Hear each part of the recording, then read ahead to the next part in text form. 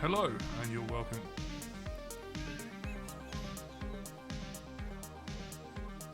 You're welcome. It's been a long day.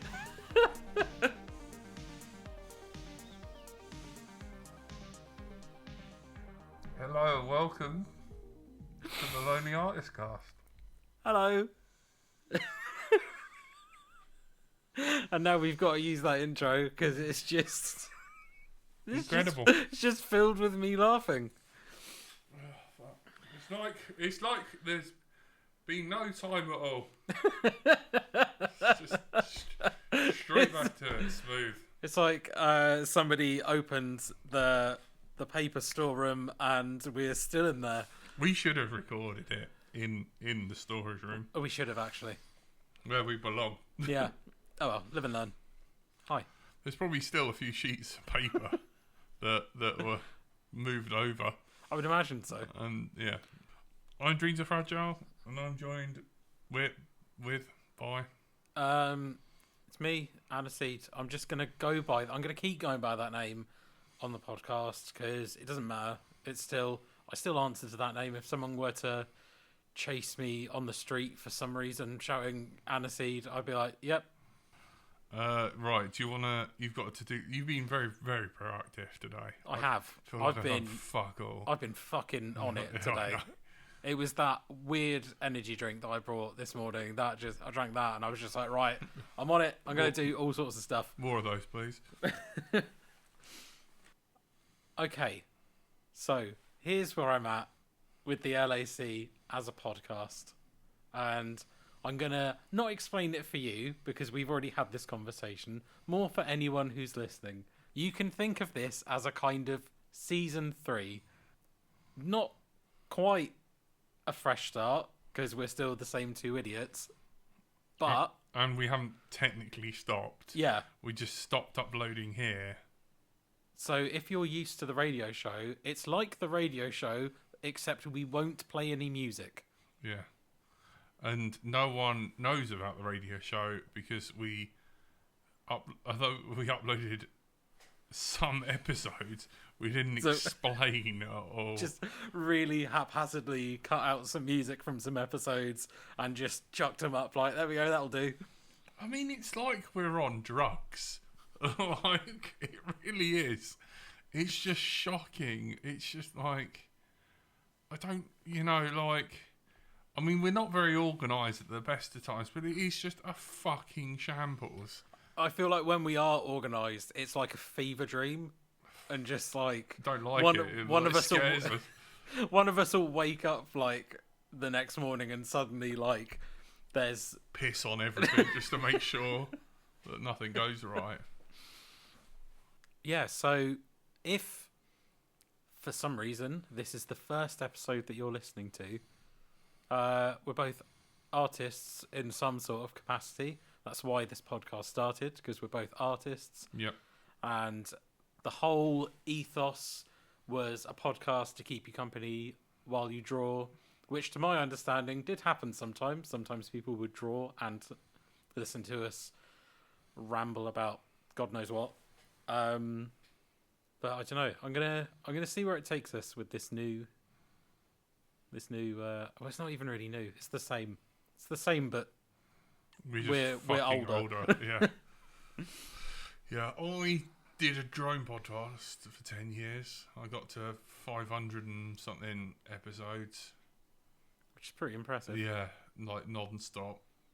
It made me, towards the end, it made me realise how much I missed working with you. And that's, yeah, so I'm going to try and fill you in on some backstory that you weren't privy to. Okay. Like, I realised I missed you, and then when Tony started losing interest, and it wasn't funny, and also I had like... In the early days of that podcast, it was so easy to talk about nothing but drones because we were all like super hyped on it. Yeah. And then Tony was a massive comic relief, and he would annoy the piss out of me. And then when Tony got bored and left, or just started derailing the podcast, I like there was a load of people that joined it, being like, "I want drone news, I want this and that." Yeah, yeah. And we kind of had to sensible it up a bit because the pendulum swung into serious dicking about, which I'm not gonna lie, I enjoy, because look at the LAC. It's nothing but dicking about. Yeah, and then Tony just weren't really into drones anymore. And then also it, like, when you were editing the show, I realised like those drive home and like talk to you about editing and like us being angry about certain things. Yeah. Made me miss the LAC. And basically because that show was like mainly talking, and we stopped really sort of like playing music because it was like talk heavy, and we had a set time that we sort of like cemented. They were nice enough to give us that set time each week, and it was so disrupting on the Thursday night show because it would be like hardcore jungle is massive, then just a load of drone people talking about nerdy stuff on late night talk, and then back to like reggae, and everyone would just like pile in and then just leave instantly, and they weren't getting any views. But I was like, well, there's a hole there, so I like put in a proposal for, like, I was like, well, you know, can I have a radio slot? And they said yeah, and then I can't remember what I said to you. I think I just like tricked you with like little bits of food, and you were like, oh, piece of candy, candy. I can't remember, like, you must have been like, what the fuck is this? Because like you kind of came back, and you know, like the mixer had changed, and you know, it was like, yeah, there was a lot more gear, and there was like, you know, the headphone splitter, and you were just like fish out of water. But yeah, that, and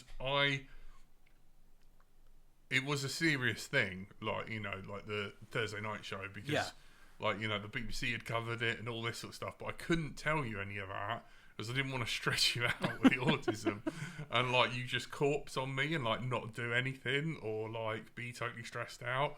And then I think we would have promoted it more, but we kept getting kicked off because you wouldn't show up.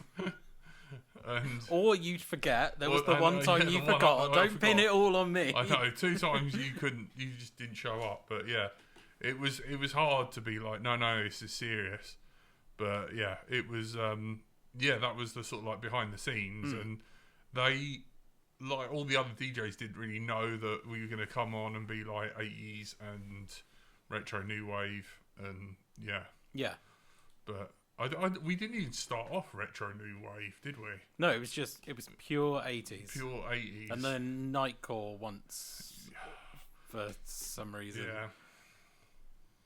I did. Was it the Bono episode that we did? That's what.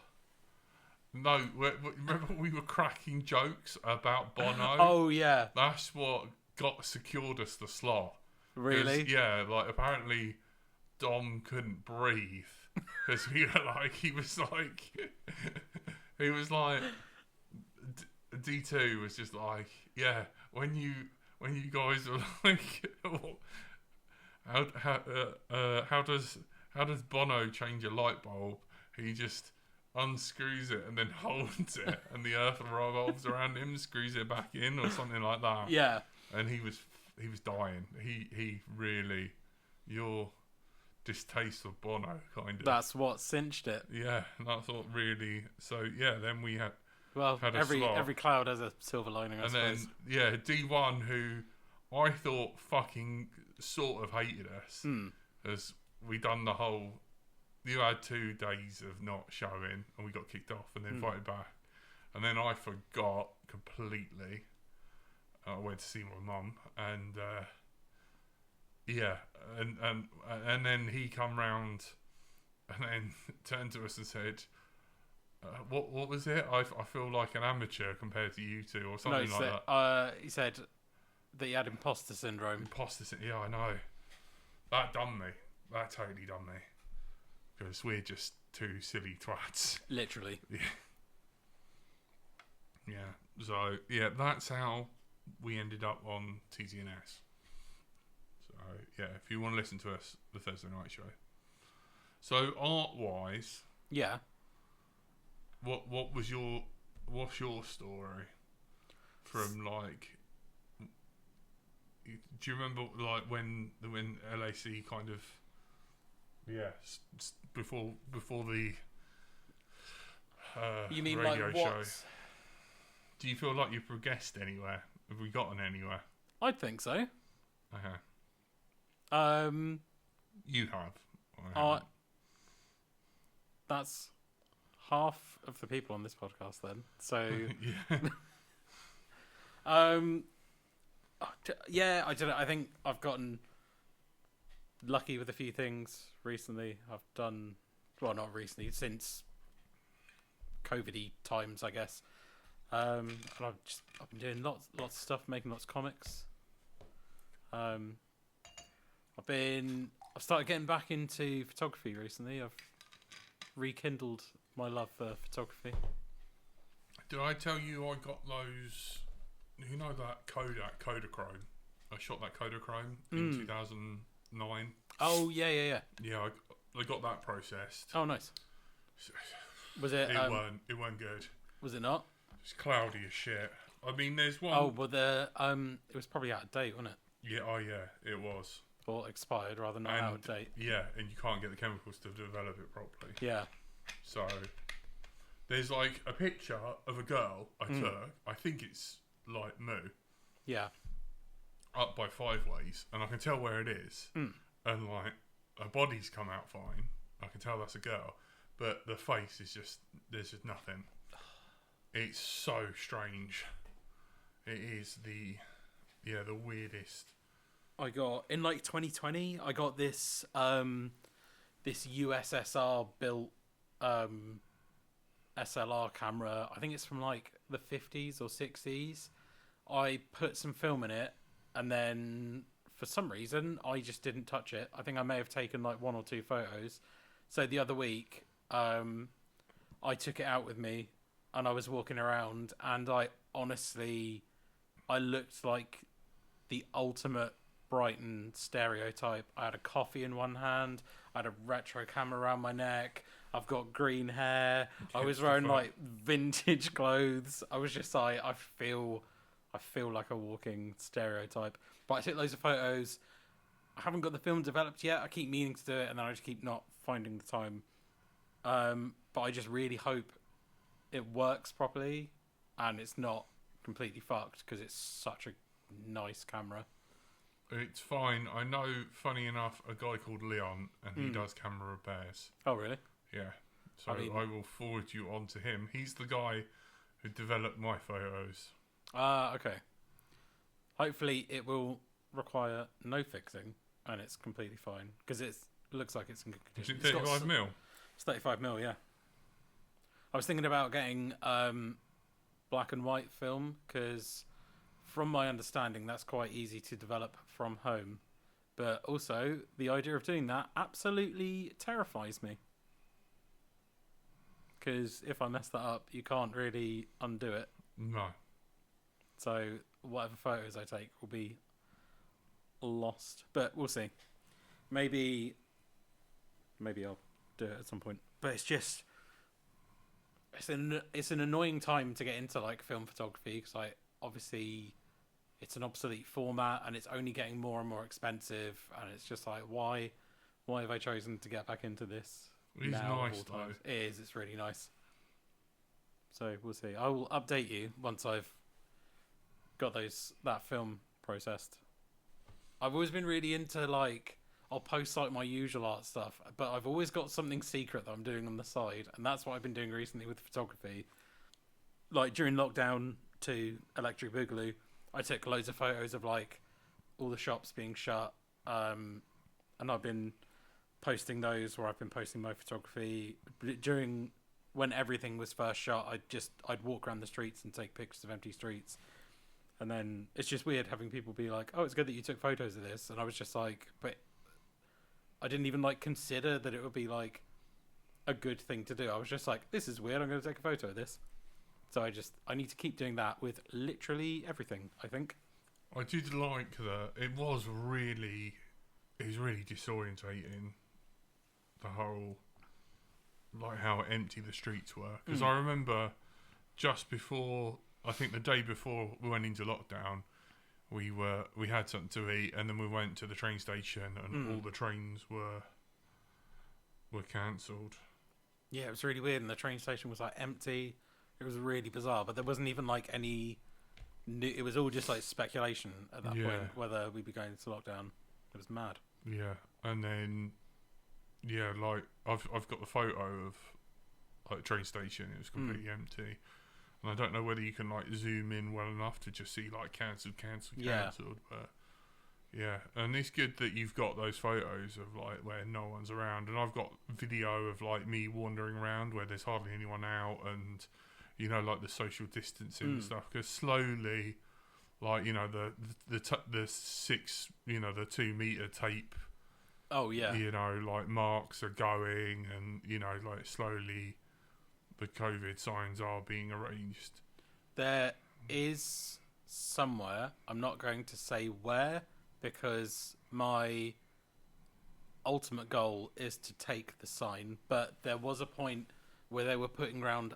They got actual road signs made that said on them COVID-19, maintain social distance, and I guess maybe it's probably too expensive to have people go around and take them down, so they've just left them up, and they've been up since probably the first lockdown, and there's one that I see quite a lot, and I've got my eye on it, and I really... What, you're going to pull on the side of the road and like whiz it off a signpost or something? That's what I'd like to do. Okay. I've looked at it a few times. I can't quite work out what I need to remove it, but... Probably just a 10mm socket, to be fair. Probably. So I might slip a little socket wrench in my pocket. Yeah. I've got some if you need them. I've got some. It's all good. I mean, I've got an impact gun.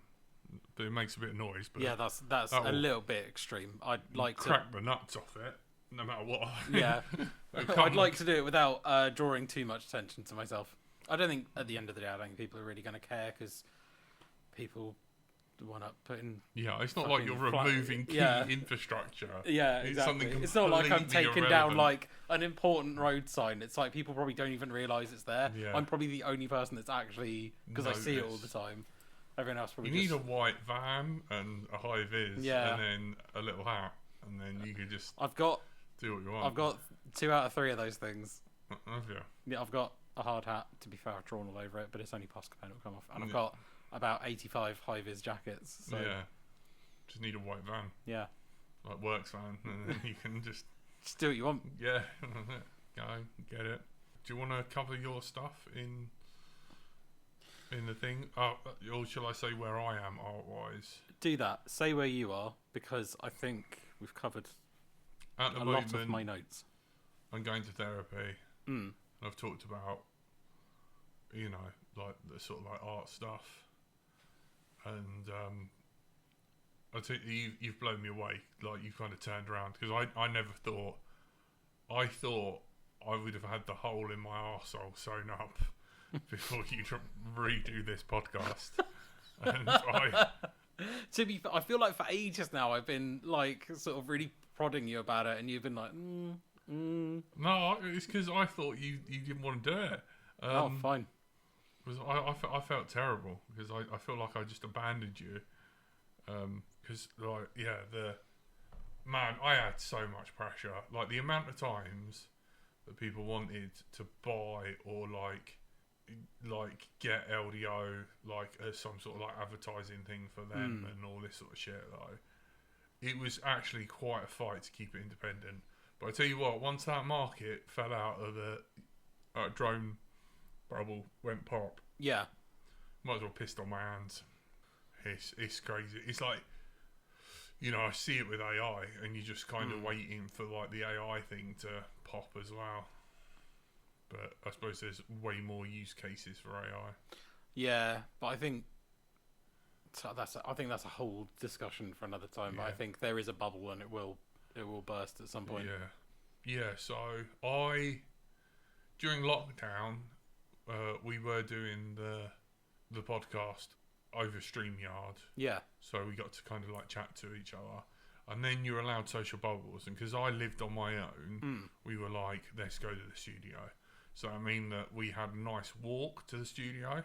And we sat down at this table that we record on now. This very table. Yeah, and we drew. And I continued a drawing, which I believe I started in 2014. And it was of a girl. I was like, do you mind if I take a photo of you at the train station? And now I'm older, I don't really feel like I can ask people that anymore. So I just kind of feel like I come across creepy. And I look at way more homeless now. I feel like when you're a student kind of age. Yeah. I know we had the running joke of always being oh, asked mate, if we were everyone, students. It didn't matter how old we were. We were just ironically, constant there was like 5 years, like when we weren't even really doing the podcast when I was a student, and no one asked. Yeah, I know, mate. There was no one to ask. It was like the streets were like, just like the rats coming up to me in the street. They're going, "Are you a student?" Yeah. We need to go to Whistleblower and talk to Dan, because I rekindled with Dan before I left. Yeah. And I spoke about disobedient objects, and I almost feel like I need to do a dissertation on that. Is that what you did yours on? I didn't actually do a dissertation. I had to write a big essay, but it wasn't necessarily a dissertation. But I did one of the many essays that I wrote over my period of going back into education was on disobedient objects. There was like a whole thing about it. Like I love how your teachers talked about it, and that you were like, "No, I went." Yeah, literally. And they hadn't been either. Yeah, one of my tutors brought it up, and then I was like, because it was weird, because it was when I was doing my BA, and obviously like I was the oldest one in the class. Like I was like in my early 30s at the time, and everyone else was like the oldest. The other oldest people there were like 25 at a push. So yeah, one of the tutors started talking about disobedient objects, and I was just like, I was there. It was horrific. That happens so frequently. They just bring stuff up, like they bring up books, and I'd be like, I felt like such a smart ass, because I'd be like, I've actually read that. Actually, I've been alive long enough to read it. I felt like that with the drone sort of stuff. When you're there long enough, because like we were there so early, it was a lot of the people, you know. It'd be like I'd randomly help people, and they wouldn't know who I was, and then like they quote stuff to me, and it's like, it's like Lion the Witch Wardrobe, like, "Shut up, witch! I was there when the magic was written." Like, it was like, that's how we, if I didn't do that, I wouldn't have met Dom, and we wouldn't be on the Thursday night show. Yeah. So fair. LAC wouldn't have kept going. Yeah, it is weird. I kind of go, if anyone asked me like what it was like to go to that show, I was just like, that monkey at the beginning of 28 Days Later. Yeah. Like, yeah, those screens are basically disobedient objects, and when you go and see it, you are that monkey. You become the monkey. Yeah. I never, because I recently went watched it, ages ago, and I was like. And I watched that, and I went, the last time I've seen shit like that was disobedient, and you kind of get PTSD from it, and then you go, shit, and I went, shit, man, I'm the monkey. You and me were the monkeys. It was even worse than being like, we mounted narwhal tusks. Yeah. And the irony is years later, that guy defended the terrorists with those narwhal tusks. Like that Leparda, how the fuck did we get into that? But B, he was like, they were selling like stolen, fucking artifacts Yeah. from ancient Egypt There was that you so... could buy for 80 quid. You've got ivory. I was going to say, I'd gone my whole life without seeing any ivory, and then I saw fucking loads of it. the most amount, like everything. There was like ridiculous shit made of ivory. It was so weird. Yeah. They were like giving away free drinks in ivory cups. Do you want this back? No, just throw it in the bin. We got so much of it knocking around. We can't sell it. Like, we just use it as disposable cups. It wasn't like that. I'm exaggerating, but it felt like it. Yeah. Jesus Christ. I was thinking about Lapada the other day because obviously for like the radio show and just various other things, we both keep like looking through like old files, and I came across some photos off of an old phone. There was a photo that I'd taken of a bench because there were like these little cartoon animals on the bench, and I remember on the bench there was like, I can't remember his name. He was like a TV doctor personality. He was like Dr. Christian something. And I didn't realise that he was sat on that bench, and I'm just taking pictures of the cute little squirrel. And then he gets up and he comes up to me. He's like, "Can you stop taking pictures of me, please?" And I went to him. I wasn't. I was literally taking a picture of the bench. Got my phone and I showed him. He was just like, "I'm so sorry." No. I was just like, I was like, I know who you are, but I absolutely was not taking photos of you. Yeah, I don't care. Yeah, like, it's insane. is it still a thing? Does it still run? I don't think so. I think not? Like lot of shit died from COVID. I don't know. I'm gonna find out. You're gonna have a bit of a Google. Yeah, I'm gonna have a quick Google. I can't. It was just mad. It was just like the rich fucks just being able to do whatever the fuck they want. No. Do you know what? What? Do you know what? It's still running. It's on this year, the 27th of October to the 1st of November. How much are tickets? We got in free. Yeah, I know. last time. Yeah, we never paid. Can you just get in? Is it free to enter? This whole time we were like lording it up with our press passes. Yeah, but the press passes did mean that you could go anywhere. I'm going to do this episode and it's going to require minimal editing. I'm just going to Google Lapada and see how much it is to get in, because that's a really exciting It's going to be content. a lot. Yeah, I know. I mean, just getting to London nowadays is like, unless you go on the Thames Link, it's like 30, 40 quid. Yeah. The 2025 Lapada Art and Antiques Fair at Berkeley Square generally featured tickets that were around £25 in price, though complimentary tickets are often available. I think we should go. Just for old time's sake. And if I happen to see a sketch by a world famous artist that is within my price range, literally there was a Picasso sketch. It was £300. I had that £300 at the time. I don't know how. I never have £300 anymore. No. But I could have brought it and I just walked away. And then I remember telling you about it and you were just like, "Why didn't you get it?" And then I went home and I told my other half and she was like, "Why didn't you get it? What is wrong with you?" So this time, if I see something and I can afford it, I'm fucking buying it. I know. I could have had that ancient Egypt, like, little blue thing. Oh, yeah. Like, made out of, like, the finest lapis for, like, 80 quid. Mm. And I should have You just just bought went, it. nah.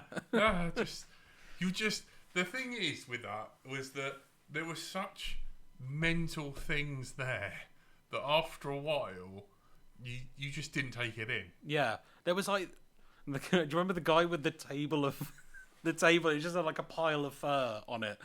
They may not be. No, He was I like, don't. I don't. I wish I. he was like some sort of wizard. He himself was wearing like a fur coat that looked like it was made up of like 12 different animals. I remember. He had like a really, his stool, it wasn't even, some of the stools were like really nice, but this guy literally, he just had like a few tables and it's like he just got a box full of like fur shit and was just dumped it on the table and went, "That'll do." I know me not remembering it may make other people think that you're chatting bullshit, but that trust me, right? That is very plausible to the amount of shit that went on in that place. Like, it was lawless. It was just, you know, like eccentric money, and then they just don't have any idea Like- of. I'll tell you why you probably don't remember it. Is because I got really angry that there was fur, and then we went around the corner and there was all the ivory, and then we went Oh, further yeah. and there were narwhal tusks. That's so what it paled in comparison, I Yeah, think. it was, like some people go, yeah, Lara Croft, she's English. Why would she have handguns? But when you're that rich, you don't. It's like when Kevin Smith talks about Prince, and like Prince is like, it's 3 a.m. We're in Indiana. I need a camel. Why is that not possible? Like, and you're just like, I want to fucking kill the guy. But like, yeah. He's like, Prince has been living in Prince world for quite some time. And do you remember the like creepy guy that I think was drunk who would talk like really? He made it into the interviews quite a lot. Was it the nipples guy? Yes. And does anything tweak your nipples? Yes. Yeah. Oh, he was definitely drunk. Do you reckon? Yeah. Fucked. Yeah, that was it. I can never. I remember him as a person, but I can't remember what. Was he the guy who had like? There was like something to do with a boat. He had plane. Brass boats. Yeah. And like fine, like stuff that had been taken off ships, mirror polish. Yeah. Like old, like telescopes and that. Yeah, they had like a, ethanol powered boat that, steam powered boat that you would like just sit on and sail. But it was fucking horrendous. Like It really was. The monstrosities that we saw. Mate, I bet that Picasso's worth bank now. Oh, I know. Don't. Oh, why did I do that? Yeah, I started that drawing in 2014. I finished it in 2020, 21. I can't remember which.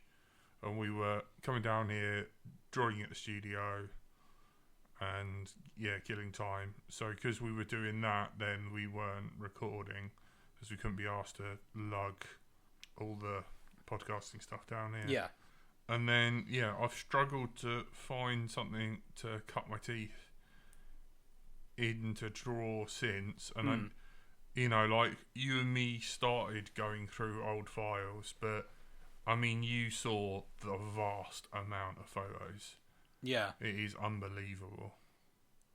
That was one thing I did say in therapy, was like, thank God we're both somewhat disorganised, so that we're not just like, one of us isn't just pissed off at the other person. Yeah. Because like you've lost photos now as well. I think I found them actually. There was.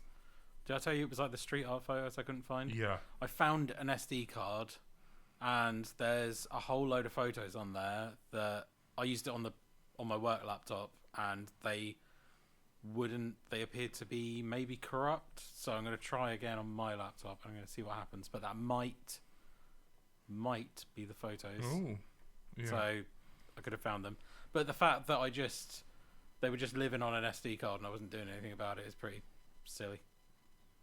It's so easy. I mean, I don't even think that you've got the photos from when we first started doing the podcast that I had on the SD card that was on my laptop, and it was like Anaseed. I kept trying to give them to you on various pen drives. There's like photos of the moon and stuff that you took. You think you got those? I think so, because I did recently find a load of photos of the moon. Yeah. So it's possible. Oh, yeah, that was a nightmare trying to get you to do those. So yeah, at the moment I am going through therapy. Mm-hmm.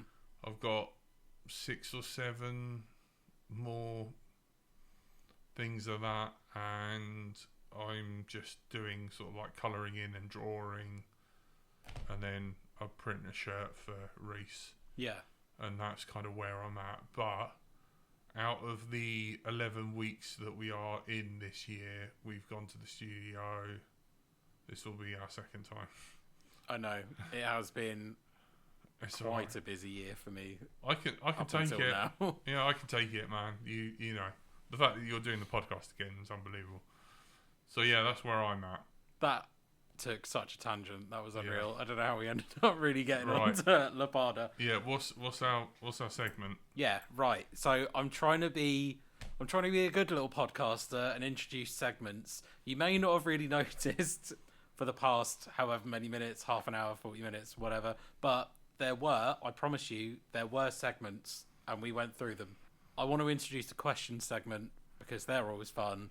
And now that we've got a Discord, which I will link wherever, you'll find it. If you're listening to this episode, you will find a link to it. In the description. Yeah, or whatever. Maybe one will just flash up on the screen. Even if you're just listening to it as an audio file, it will just start flashing up on your phone's lock screen and there'll be nothing you can do about it. Anyway, yeah, so we want to start using that, and it's a good place to get questions. So, we've got 2 questions. 2. Only 2. There were no more than 2. That's fucking bullshit. Yeah, carry on. The first question is... Do you mean 207? I haven't even read half of them yet. One of them was pineapple on pizza. Yeah. No. I don't mind. It's the worst thing Canada's ever done. Sorry, carry on. First question. How many red pandas would be sufficient? That's from Frank. Of course. At least 8. 8? As many as 8? They are cute, though. They are. You need a rotation because they love to sleep. I would say 3. 3's your hard minimum. 8's your ideal. Next question. Next question is from our good friend Nico. You're dropped into medieval England era with knights, horrible hygiene, and questionable morals. You'll be stuck there for a year. What do you do first? And what's your plan to live, quote unquote, comfortably and survive? I.e. food, shelter, etc. We're also just going to assume that you can understand and converse with the people enough to get along. I'm just going to put this out here now. I feel like if I were suddenly thrust back into medieval England, they would think I'm some sort of witch, like covered in tattoos with brightly coloured hair and with a bunch of metal in my face. So I don't even think I'd make it a year.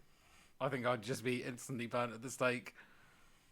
Yeah, you need to just go full pillage and rape. I mean, pillage is fine. Or hermit. I could live in a hermitage. Just you got to sit out a year though. You got to feed yourself for a year. Plenty of turnips around, I would imagine. Tripping over. It's like because medieval England had famously well renowned for its general crop rotation.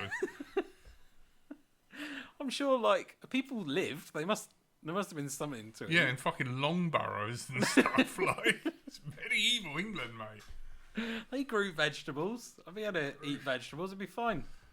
Carrots were white back then, you know that. That's fine. Doesn't matter what colour they are, I'll still eat them. They were purple carrots as well. We had carrots back then. They definitely had. They must have had potatoes. Mm. It's always been potatoes. Potatoes are eternal. You're fucked as well, because there'd be 2 things to drink, beer and water. Yeah, I know, literally. One of them you can't do anymore. No. Not being able to wash your hands. Oh, that would do me. Like... I wouldn't last a year because I'm on immune suppressants.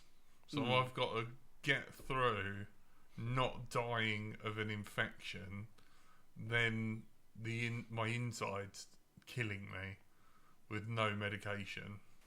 Maybe we should alter the question slightly. I'm screwed.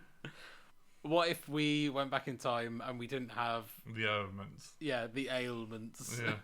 Pillage and rape. That's what I go to. I'm still sticking with hermitage. Yeah. I could just sit around, write poetry. I've never written a poem in my life, but I feel like that's what hermits probably did. Do a bit of drawing. The thing is, we haven't even mined anything yet. Really? No. We didn't have... Do we have steel? No, we have raw iron, if that. Yeah. No, there'd definitely be iron, because the Iron Age came way before. Obviously, people had to make swords and stuff. Yeah, I know, raw iron, yeah. But there's no stainless, there's no... teaching them about zinc. And, what really would you need stainless steel for, other than cutlery? Surgical. Just don't get any surgery. They wouldn't do surgery anyway. They'd just chuck some leeches on you and just be like, you'll be fine. Don't worry about it. Your best bet is to just make a break for Oxford University. Try and develop the, fractorial, microscope and trying to teach them about sterilisation and all sorts.